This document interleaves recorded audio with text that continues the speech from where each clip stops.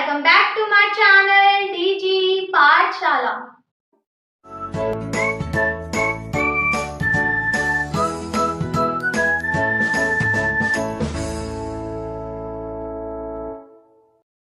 Guys आज की video का टॉपिक है बेसिस। तो गाइस इस वीडियो में मैं आप लोगों को बताने वाली हूँ कि बेसिस क्या होते हैं, प्लस गाइस इसके साथ साथ हम पढ़ने वाले हैं एल्कलाइड। तो गाइस मैं आप लोगों को बताने वाली हूँ कि कौन से बेसिस को एल्कलाइड कहा जाता है। तो चलिए स्टार्ट करते हैं। गाइस जो बेस होते हैं वो मेटेलिक ऑक्साइड हो सकते हैं या फिर मेटेलिक हाइड्रोक्साइड हो सकते हैं या फिर अमोनियम हाइड्रोक्साइड हो सकता है, जो एसिड के साथ रिएक्ट करते हैं और इस केस में सॉल्ट एंड वाटर फॉर्म होता है। तो इस केस में जो प्रोडक्ट फॉर्म हो रहा है वो हमेशा salt and water he form होता है। गाइस जब ये बेस एसिड के साथ रिएक्ट करते हैं तो एसिड का जो हाइड्रोनियम आयन होता है, जो एसिड हाइड्रोनियम आयन प्रोड्यूस करते हैं, बेसिकली उसके साथ बेस रिएक्ट करते हैं एंड सॉल्ट एंड वाटर का फॉर्मेशन होता है। तो देखिए बेस क्या होते हैं। A base is either a metallic oxide, या तो मेटेलिक ऑक्साइड होते हैं, और अ मेटेलिक हाइड्रोक्साइड या फिर मेटेलिक हाइड्रोक्साइड हो सकते हैं, और अमोनियम हाइड्रोक्साइड होता है which react with hydronium ion of an acid, जो एसिड के हाइड्रोनियम आयन के साथ रिएक्ट करता है और क्या फॉर्म करता है, salt and water only. Guys यहाँ पे जो प्रोडक्ट फॉर्म होता है वो salt and water he form होता है, तो इस चीज को याद रखिएगा। तो देखिए बेस जब एसिड के साथ रिएक्ट करते हैं तो फॉर्म होता है सॉल्ट एंड वाटर। गाइस यहाँ पे जो हमने बेस लिए हैं वो है, ये हो गया मेटेलिक ऑक्साइड, ये हो गया मेटेलिक हाइड्रोक्साइड और ये हो गया अमोनियम हाइड्रोक्साइड। तो ये copper oxide that is metallic oxide हो गया, मैग्नीशियम हाइड्रोक्साइड मेटेलिक हाइड्रोक्साइड हो गया, और ये हो गया अमोनियम हाइड्रोक्साइड। जब ये एसिड के साथ रिएक्ट कर रहे हैं तो गाइस जो कॉपर ऑक्साइड है ये हाइड्रोक्लोरिक एसिड के साथ रिएक्ट कर रहा है और कॉपर सेकंड क्लोराइड फॉर्म हो रहा है, प्लस इसके साथ साथ वाटर फॉर्म हो रहा है।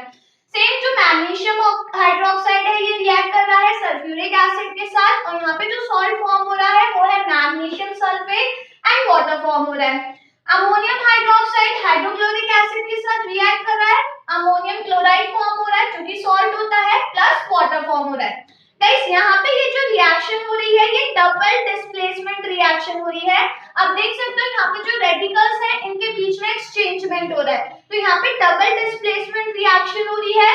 और डबल डिस्प्लेसमेंट में भी कौन से टाइप की रिएक्शन हो रही है यहाँ पर, गाइस यहाँ हो रही है ये न्यूट्रलाइजेशन रिएक्शन। ये जितनी भी रिएक्शन है सभी कौन सी है, न्यूट्रलाइजेशन रिएक्शन। न्यूट्रलाइजेशन रिएक्शन वो रिएक्शन होती है जिसमें एक एसिड और एक बेस रिएक्ट करते हैं and salt and water form हो रहा है, तो वो रिएक्शन होती है न्यूट्रलाइजेशन रिएक्शन। तो सभी केस में सेम वही हो रहा है, सब में सॉल्ट एंड वाटर फॉर्म हो रहा है। Clear guys. जो बेस होते हैं वो बेसिक ऑक्साइड या हाइड्रोक्साइड होते हैं, मींस जो मेटेलिक ऑक्साइड और या हाइड्रोक्साइड होते हैं वही बेस होते हैं। तो देखते हैं कि बेसिक ऑक्साइड और बेसिक हाइड्रोक्साइड क्या होते हैं। तो सबसे पहले बेसिक ऑक्साइड देखते हैं। गाइस जो बेसिक ऑक्साइड होते हैं ये मेटेलिक ऑक्साइड होते हैं which contain the ion O2 negative. अब देखिए यहाँ पे ऑक्साइड है तो ऑब्वियसली जितने भी ऑक्साइड होंगे उसमें कौन सा आयन प्रेजेंट होगा, ऑक्साइड आयन प्रेजेंट होगा, और ऑक्साइड आयन कौन सा होता है, O2 नेगेटिव। तो गाइस जो बेसिक ऑक्साइड होते हैं ये मेटेलिक ऑक्साइड होते हैं जिसमें ऑक्साइड आयन प्रेजेंट होता है, और ऑक्साइड आयन कौन सा होता है, O2 नेगेटिव। और जब ये रिएक्ट करते हैं एसिड के साथ तो यहाँ पे सॉल्ट एंड वाटर फॉर्म होता है। तो याद रखिए कि बेसिक ऑक्साइड वो मेटेलिक ऑक्साइड होते हैं जिसमें ऑक्साइड आयन प्रेजेंट होता है, और जब वो एसिड के साथ रिएक्ट करते हैं तो सॉल्ट एंड वाटर फॉर्म होता है।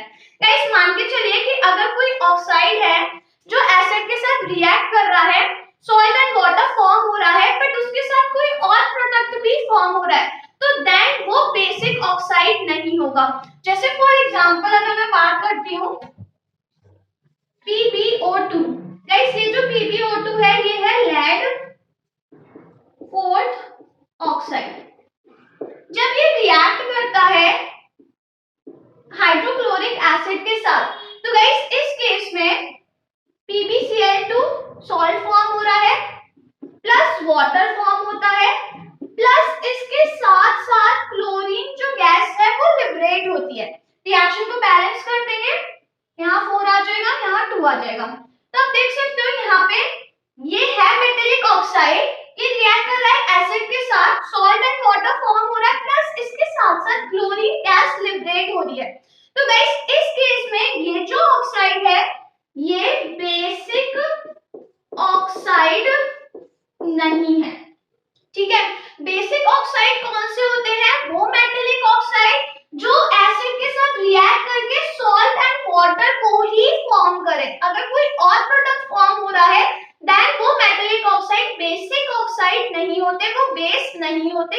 याद रखिएगा। क्लियर?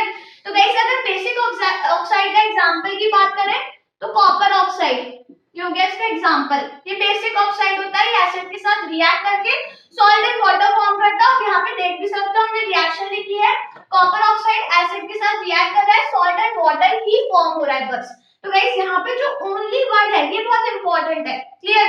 अब आते हैं बेसिक हाइड्रोक्साइड पर। तो गाइस बेसिक हाइड्रोक्साइड वो मेटेलिक ऑक्साइड होते हैं जिनमें हाइड्रोक्साइड आयन प्रेजेंट होता है, प्लस इसके साथ साथ ये एसिड के साथ रिएक्ट करते हैं और सॉल्ट एंड वाटर फॉर्म होता है। तो देखिए जो बेसिक ऑक्साइड होते हैं अगेन ये मेटेलिक हाइड्रोक्साइड होते हैं जिसमें कौन सा आयन प्रेजेंट होता है, हाइड्रोक्साइड आयन। हाइड्रोक्साइड आयन मतलब OH नेगेटिव, तो ऑब्वियसली अगर हाइड्रोक्साइड है तो हाइड्रोक्साइड आयन प्रेजेंट होगा और अगर ऑक्साइड है तो ऑक्साइड आयन प्रेजेंट होगा। एंड ये जो रिएक्ट करते हैं एसिड के साथ एंड फॉर्म होता है salt and water only. Guys इस केस में भी सिर्फ salt and water he form होता है। तो अगर हम इसमें एग्जांपल की बात करते हैं तो NaOH हो गया, MgOH होल ट्वाइस हो गया, AlOH होल थ्राइस हो गया, sodium hydroxide, magnesium hydroxide, aluminium hydroxide. Guys ये सभी हाइड्रोक्साइड कैसे है, बेसिक हाइड्रोक्साइड है। क्यों? क्योंकि सब में हाइड्रोक्साइड आयन प्रेजेंट है, प्लस ये जब एसिड के साथ रिएक्ट करते हैं तो सिर्फ और सिर्फ salt and water he form होता है। क्लियर? तो गाइस ये केस याद रखिएगा। बेसिकली जो ऑक्साइड वाला केस है उसमें याद रखिएगा कि अगर कोई ऑक्साइड ऐसा है जो सॉल्ट एंड वाटर के साथ कोई और भी प्रोडक्ट फॉर्म कर रहा है देन वो बेस नहीं होगा। बेस तभी होगा जब वो सिर्फ salt and water he form करे। क्लियर? तो गाइस यहाँ पे जो लेड फोर्थ ऑक्साइड है ये बेस नहीं है। क्यों? क्योंकि ये क्लोरीन गैस भी प्रोड्यूस कर रहा है। क्लियर? तो ये चीज याद रखिएगा। गाइस अब हम देखते हैं कि एल्कलाइन क्या होते हैं, बट उससे पहले इसको नोट कर लीजिए। गाइस बेस और एल्कलाइन में बहुत कंफ्यूजन होता है मोस्टली बच्चों को कि बेस और एल्कलाइन सेम होते हैं या डिफरेंट होते हैं, और अगर डिफरेंट होते भी हैं तो क्या डिफरेंस होता है। तो गाइस ध्यान से समझिएगा, बहुत सिंपल सा कॉन्सेप्ट है। देखिए ये बेस हो गया और ये एल्कलाइन हो गया, ठीक है। अब गाइस देखिए यहाँ पे जो बेस होते हैं, बेस में क्या क्या चीजें आ जाती हैं, metallic oxide, metallic hydroxide plus ammonium hydroxide, ठीक है। ये तीन चीजें आती हैं। गाइस यहाँ पे जो मेटेलिक ऑक्साइड और हाइड्रोक्साइड होते हैं कुछ सॉल्युबल होते हैं और कुछ इनसॉल्युबल होते हैं। तो इसमें सॉल्युबल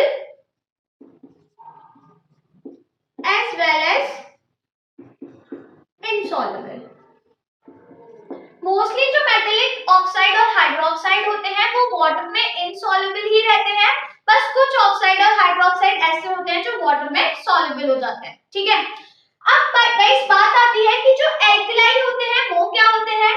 तो गाइस जो एल्कलाइन होते हैं वो कुछ और नहीं होते बल्कि वो मेटेलिक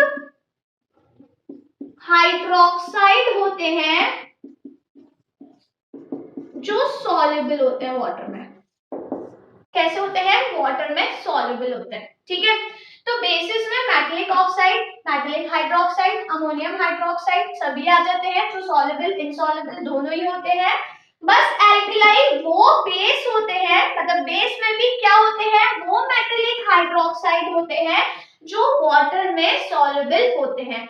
इसका मतलब गाइस जो एल्कलाइन होते हैं वो बेस तो होते हैं, पर बेस में भी कौन से बेस होते हैं, जो मेटेलिक हाइड्रोक्साइड होते हैं जो वाटर में सॉल्युबल हो जाते हैं। क्लियर?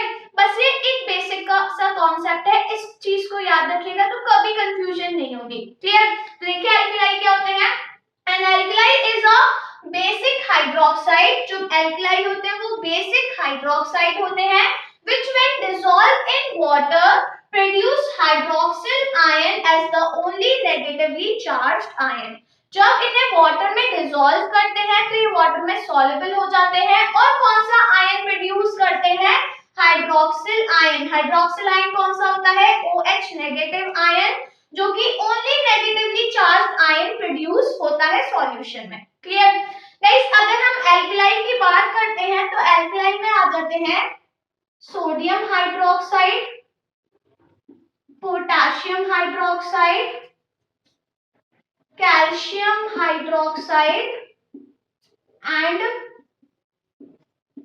Ammonium hydroxide. गाइस ये वो मेटेलिक हाइड्रोक्साइड है और ये जो अमोनियम हाइड्रोक्साइड है ये वो है जो वाटर में सॉल्युबल हो जाते हैं। बाकी के जो भी मेटेलिक ऑक्साइड और जो हाइड्रोक्साइड्स होते हैं वो वाटर में इनसॉल्युबल रहते हैं, बस सोडियम, पोटेशियम और कैल्शियम को छोड़कर। क्लियर? क्योंकि ये मेटल हो गए। और गाइस ये तो अलग हो गया, अमोनियम हाइड्रोक्साइड ये तो अलग ही हो गया। पर जो मेटेलिक ऑक्साइड जो हाइड्रोक्साइड्स होते हैं वो sodium and potassium and calcium के होते हैं, जो कि सिर्फ वाटर में कैसे होते हैं, सॉल्युबल होते हैं। बाकी के सभी कैसे होते हैं, वाटर में इनसॉल्युबल होते हैं। क्लियर? तो गाइस एल्कलाइन में ये चारों आते हैं क्योंकि ये चारों जो होते हैं ये वाटर में सॉल्युबल हो जाते हैं। क्लियर? अब देखिए अगर गाइस हम इन दोनों की बात करते हैं तो ये जो दोनों होते हैं ये स्ट्रॉन्ग एल्कलाई होते हैं। कैसे होते हैं? Strong alkali. और गाइस ये जो दोनों होते हैं दीज आर वीक एल्कलाई। ठीक है? तो गाइस एल्कलाई क्या हो गए? एल्कलाई कुछ और नहीं होते बल्कि बेस होते हैं that are soluble in water। Alkali base ही होते हैं जो वाटर में कैसे होते हैं, सॉल्युबल होते हैं। और एल्कलाई में वो मेटेलिक हाइड्रोक्साइड आते हैं जो वाटर में कैसे होते हैं, सॉल्युबल होते हैं। क्लियर? अब गाइस ये स्ट्रॉन्ग एल्कलाई है और ये वीक एल्कलाई है। अब दोनों में फर्क क्या है? स्ट्रॉन्ग एल्कलाई का मतलब होता है कि गाइस ये जो होते हैं ये कंप्लीटली